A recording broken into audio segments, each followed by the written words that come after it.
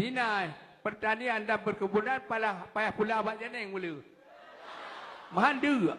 Ibu-ibu, bapak-bapak di daerah Mutu Perlai Janing, di Kampung Rinti, Indrapuri. Ketua TPPKK Aceh, Marlina Usman, mendorong pemanfaatan janeng, Dioscorea hispida, untuk meningkatkan pendapatan keluarga di Aceh, khususnya di Gampong Riting, Aceh Besar.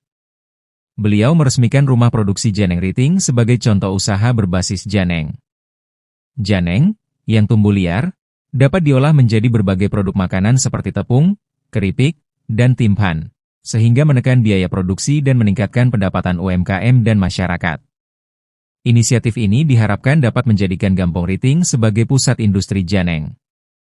Kegiatan peresmian dihadiri oleh berbagai pihak, termasuk Rektor Universitas Syah Kuala, menunjukkan dukungan luas terhadap pengembangan usaha ini.